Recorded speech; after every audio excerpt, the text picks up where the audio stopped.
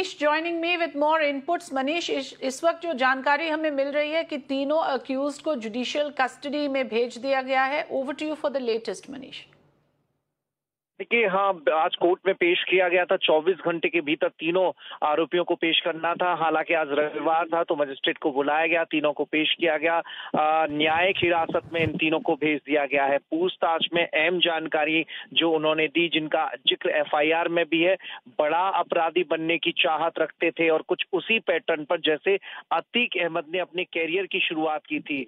आज जराइम की दुनिया में जब अतीक ने कदम रखा था, 80 का दशक था, तब वो एक छोटा सा गुंडा हुआ करता था, लेकिन बड़ी हत्या को अंजाम देकर एक बड़ा कांड करके अतीक अहमद बन गया। कुछ उसी तरह का विचार, उसी तरह की सोच इन तीनों लड़कों की थी, जिनकी उम्र 23 साल से भी तीनों की उम्र कम है। तो वो भी अतीक अहमद बनने के लिए उन्होंने भी एक बड़े टारगेट का चुनाव किया, एक बड़ा खेल खेला, एक बड़े अपराधी को मार गिराया, उसकी हत्या की और सपने संजोए थे कि एक जो पुलिस बल होगा, अंदाजा नहीं था कि इतनी बड़ी मात्रा में पुलिस बल होगा। उनकी कोशिश ये थी कि वो हत्या को अंजाम देने के बाद वहां से भाग जाएंगे, भागने में सफल हो जाएंगे, लेकिन पुलिस बल की मौजूदगी को देखते हुए उन्होंने सरेंडर कर दिया। और अब जो उनके पीछे के बैकग्राउंड को निकलकर जो चीजें सामने आई हैं, तीनों की आपराधिक हिस्ट्री है।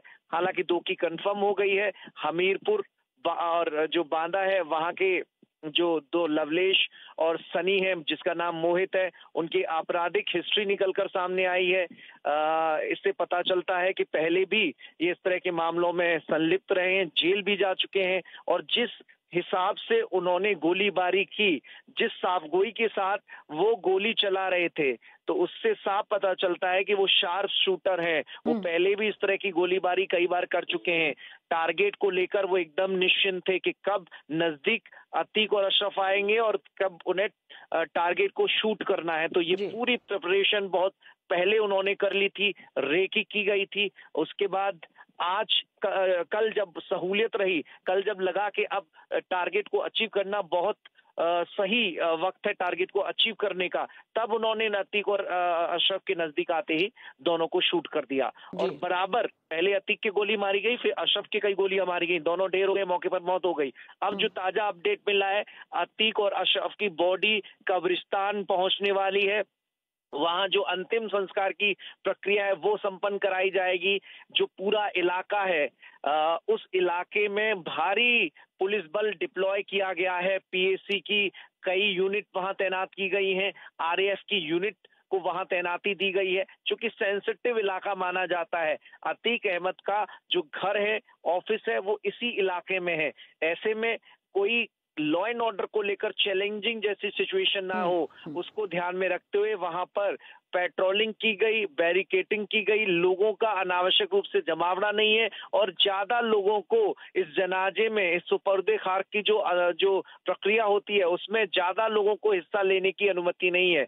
एक जो अतीक के चाचा लगते हैं वो शामिल हो रहे हैं, एक अतीक के बहनोई हैं डॉक्टर अखलाक, वो शामिल हो रहे हैं, अतीक के जो ससुर हैं वो उसमें शिरकत करेंगे। ऐसे करके चंद जो नजदीकी रिश्तेदार हैं वो इस अंतिम जो क्रिया है उसमें हिस्सा लेंगे, और बाकी कुछ पड़ोसी और दूर के रिश्तेदार हैं जो अतीक और अशरफ का अंतिम संस्कार कराएंगे। तो ये जो पूरी तैयारी है वो वहां पर की गई है।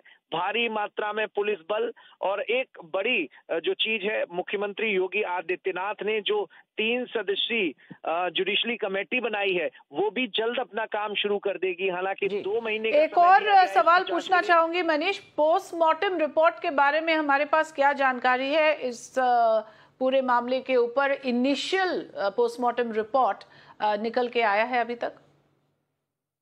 देखिए, अभी चूंकि पोस्टमार्टम हुआ है, लेकिन सूत्रों के हिसाब से जो जानकारी सामने आई है, अतीक अहमद और अशरफ को लगभग 11 से 15 गोलियां लगी हैं। ये जो सूत्रों के हिसाब से जानकारी मिली है। हालांकि अभी पोस्टमार्टम रिपोर्ट को जिलाधिकारी के पास भेजा गया है, तो अभी उसमें क्या क्या फैक्ट हैं, कहां कहां इंजरी हुई, जो प्रारंभिक जो सूत्रों के हिसाब से प्रारंभिक बात सामने आई है, अतीक के सर में गोलियां लगी, अशरफ के सीने में गोलियां लगी, ये जानकारी जानकारी निकलकर सामने आई है, जिसमें एक्सरे की रिपोर्ट, जहां एक्सरा कराया गया था, उस एक्सरे की रिपोर्ट के मुताबिक अतीक को सर में गोली मारी गई और अशरफ के सीने में गोलियां लगी हैं। गोलियों की संख्या 12 से 15 बताई जा रही है।